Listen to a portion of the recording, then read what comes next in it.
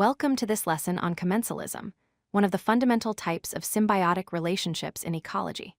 Commensalism describes a unique interaction between two species where one organism benefits while the other remains completely unaffected.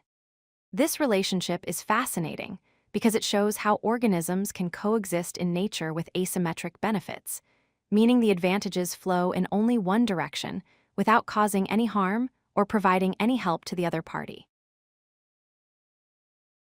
Let's define commensalism more precisely. Commensalism is a symbiotic relationship, meaning it involves two different species living in close association with each other. In this relationship, one species, called the commensal, gains benefits such as food, shelter, or transportation. Meanwhile, the other species, often called the host, experiences no noticeable positive or negative effects. The host is neither helped nor harmed by the presence of the commensal organism. There are two key characteristics that define commensalism. First, one species benefits from the relationship. The commensal organism obtains resources or advantages that help it survive and thrive, such as access to food scraps, protection from predators, or a place to live. Second, the other species remains neutral. The host organism is neither helped nor harmed by this interaction. It simply goes about its life normally, unaware or unaffected by the commensal's presence. One of the most well-known examples of commensalism is the relationship between remora fish and sharks.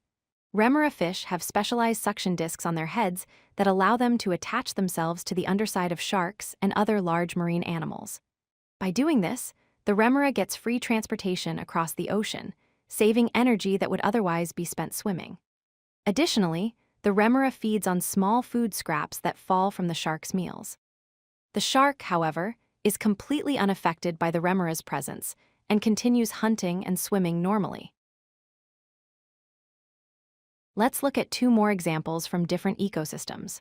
First, epiphytes, such as orchids and certain ferns, grow on the branches of large trees in tropical rainforests.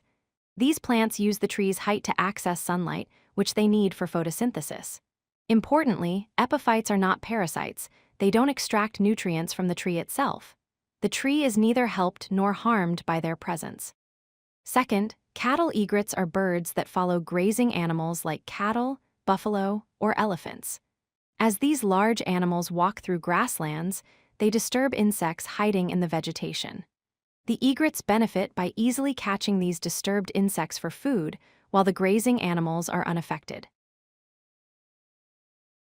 Scientists have identified three main types of commensalism based on the nature of the benefit received.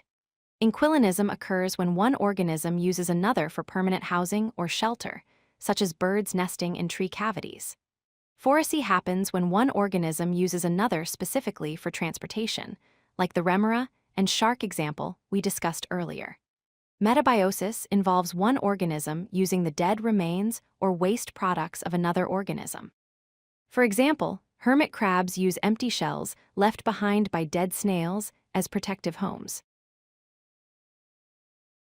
To understand commensalism better, let's compare it with other types of symbiotic relationships. In commensalism, we use the notation +0, where one species benefits and the other is unaffected.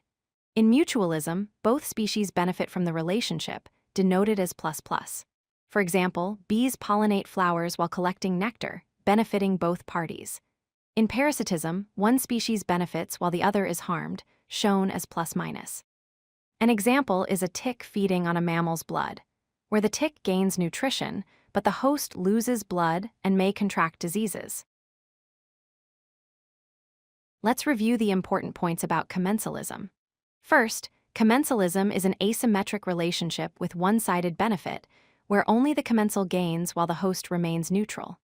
Second, commensal relationships are common throughout ecosystems worldwide, from oceans to forests to grasslands. Third, the host species remains completely neutral, experiencing no positive or negative effects.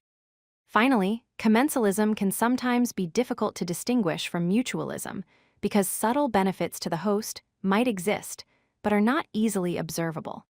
Understanding commensalism helps us appreciate the complex web of interactions that exist in nature and how organisms have evolved diverse strategies for survival. If you like this video, hit that like button and don't forget to subscribe. Visit codelucky.com for more such useful content.